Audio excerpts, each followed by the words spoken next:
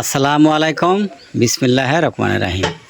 দর্শক, লোকাল মুরগিকে যদি আপনারা ঘরিয়া ট্রিটমেন্ট করে আপনারা এই লোকাল মুরগিকে সুস্থ রাখতে পারবেন।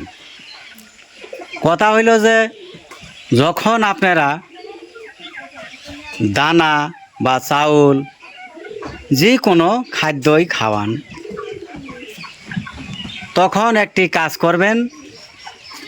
এই যে আমার হাতে দেখতেছেন, এটা হইল ঘরের বানানো হলদির গুঁড়া, এটা হইল রসুন, এটা হইল পাথরকুচির পাতা।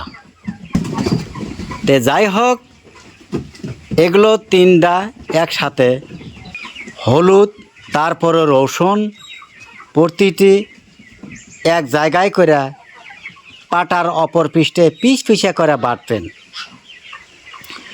বাটার পর এগুলো করবেন কি, আপনারা দানা হোক, চাউল হোক, যাই কিছু হোক, যে কোনো খাদ্যর সাথে আপনারা মিক্স করে দিবেন।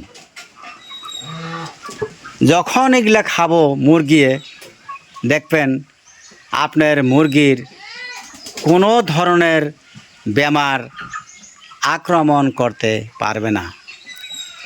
যেমন ঝুম ধরে থাকা, খেস খেস করে নিঃশ্বাস নেওয়া, গলা সাউন্ড করা, ঘের ঘের করে সাউন্ড করা, নাক দিয়া চোখ দিয়া পানি পড়া, এগুলার সমস্যা কোনো কিছুই থাকবে না। আরেকটি কথা হইল, যখন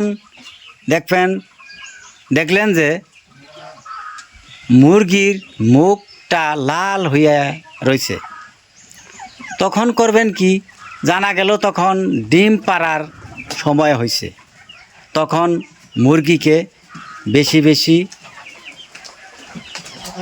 ধান খাওয়াবেন।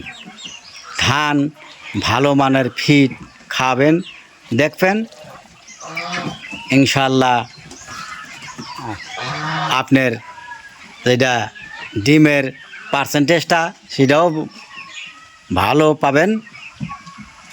তারপর মুরগিগুলার চেহারা পাতিও ভালো থাকব। যাই হোক, আবারও বলি, আপনারা যদি দেখলেন মুরগির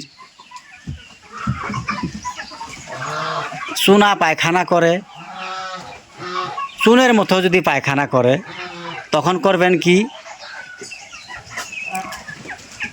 শুধু এই হাতে বানানি হলুদের গুঁড়া, তারপর রসুন দিবেন না, খালি এই পাথরকুচির পাতা একসাথে বাইটা